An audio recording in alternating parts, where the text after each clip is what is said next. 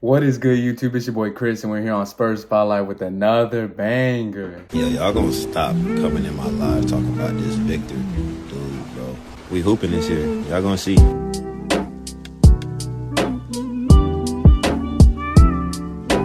Before we get into anything, I know y'all see the background. It changed up a little bit. I moved my setup around, and we got some more posters and decorations coming up. You know, we got the little Wemby. I don't know what to do with him. Maybe I might get a little shelf and something, but we're working on the background, working on the setup, because I know y'all were talking to me about the DeJounte Murray poster. I don't know if it's going to make a return in the videos. It might, maybe. I kind of like the poster, but I guess we'll just have to see. But for the Spurs news, today we got some news regarding Dominic Barlow. Yeah, I know some people like Dom Barlow. I was never really on his side. I was more neutral with it. I mean, I kind of see the upside, but I didn't really know where he would fit because he's a 6'9" forward, but he's not a small forward. He's more of like a power forward, but he's even small for a power forward nowadays. Of course, he shows some flashes in the games. Honestly, I think he's a little better than Zach Collins, just because I don't like Zach Collins, but I didn't think he's better than Mamu. I really like Mamu. So right here, Woj tweeted out, the San Antonio Spurs did not tender a qualifying offer to Dominic Barlow, allowing him to become an unrestricted free agent, sources tell ESPN. He's a 6'9" forward,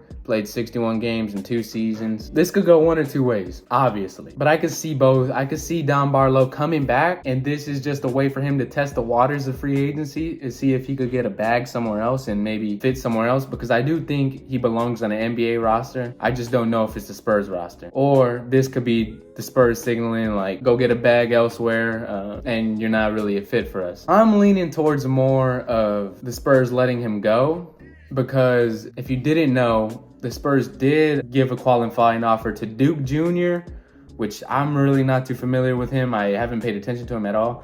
And they gave the qualifying offer to Mamu as well. I'm thinking they're leaning towards Mamu taking the Dom Barlow spot just because on how he played at the end of the season with Wemby. I gotta say, Wemby and Mamu at the end of the season looked really good together, man. No diddy. The one play in specific is against the Nuggets where Mamu missed the layup, and then Wemby got it, and then he missed the layup, and then Mamu got it and did a little tip pass to Wemby, which led to an and-one dunk. And their chemistry is really good. They run a little pick and roll, center power forward pick and roll. They just look really good together, and I think it has a lot to do with Mamu having high IQ. He really knows how to play basketball, and obviously if you're in the league, you know how to play basketball, but his just his style of play, he's like, he can move off the ball. He could put it on the floor a little bit. He could hit the threes. Like, he's really good. Back to Dom Barlow. Let's just go over his stats a little bit. His last 5 games, his minutes fluctuated a little bit. As you can see, he played 18 minutes, no points, no blocks, no rebounds. Really, he was really doing cardio this game, which I don't really blame it on him, man. He's a young player. In the last 5 games, this was probably his best game. He had 6 points, an assist, and 6 rebounds. Even then, I don't really know how he fits with Wemby. He does have a nice mid-range game. The 3 ball is a little questionable. I mean, we haven't really seen like a lot from him, although he's only 21. I don't know, man. It's just a weird fit overall. So I'm not mad about us not extending a qualifying offer.